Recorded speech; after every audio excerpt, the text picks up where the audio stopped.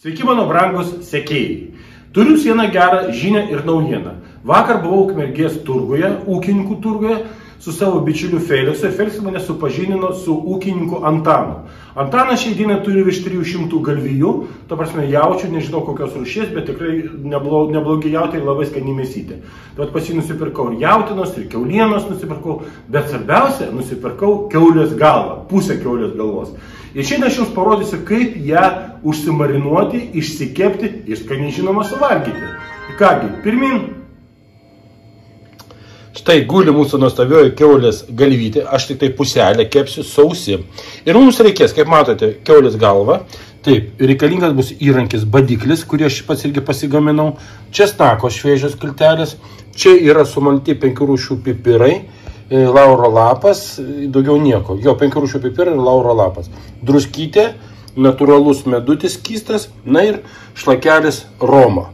Vis dabar mes sublenderiuosim česnaką, po to česnaką sumaišysim su druska, su pipirais ir medučiu ir mūsų romu. Dabar santykis, aš nežinau, aš viską darau iš akies, kaip sakom. Čia aš manau, kad čia kažkur yra 2 valgomieji šaukštai pipirų ir 2 valgomieji šaukštai druskos. Kokie 100, mažiau gal 70 ml romo ir 2 šaukštai skysto medaus. Česnaką smulkinu, prietaisų savo, štai kaip atrodo. Į dubenį sudėjau smulkintą česnaką, dabar pilu druską,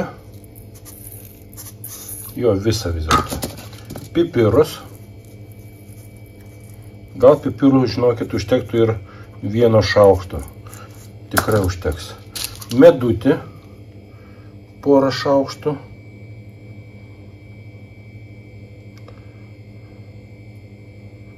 Štai. Na ir tą šlakelį romo. Jo, visą romo supila.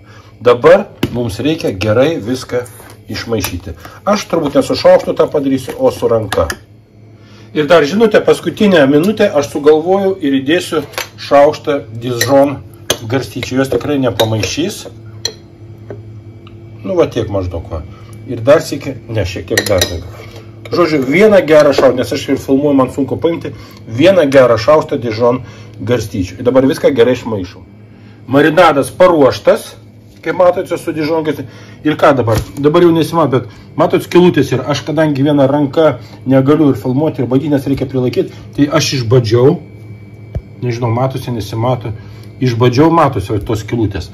Išbadžiau ir dabar imam ir su meile, gražiai, su gera nuotaika įtrinkime šitą nuostabią puselę kiaulės galvos šiuo paruoštu marinadu.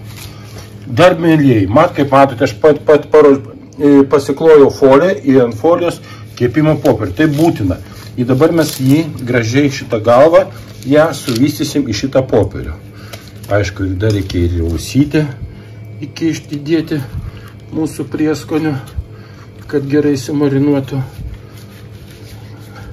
Neskubėdami, kaip minėjau, su gera meile.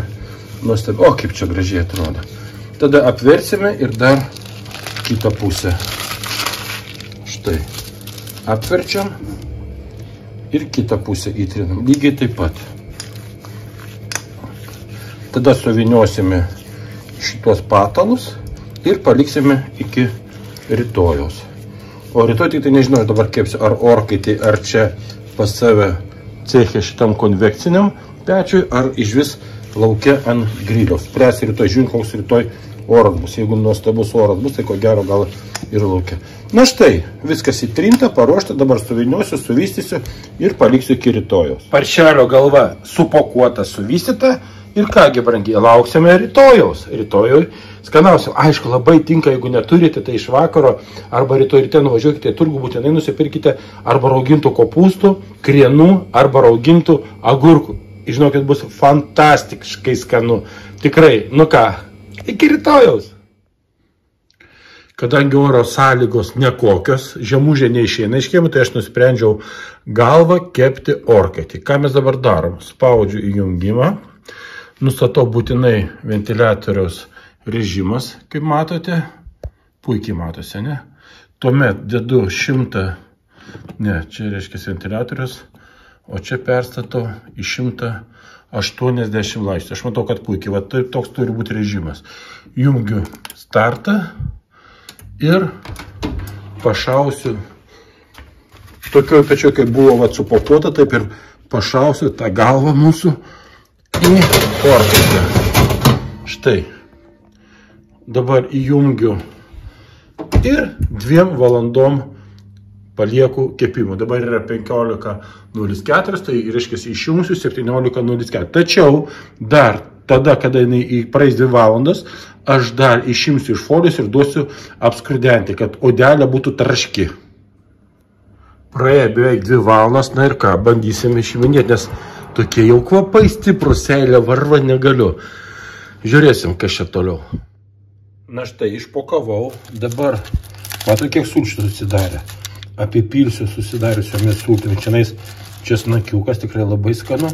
Ir vėl pašausiu orkaitę, kaip minėjau, kad apsiskrudentų truputėlį, bus tada skaniau. O kiek česnako. Na štai, apipiliu, kiek įmanoma.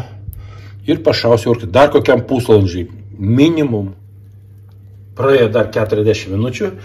Labai gražiai apskrudena. Na ir ką dabar, seilė varva negaliu. Brangieji, aš manau, kad čia yra šedevras.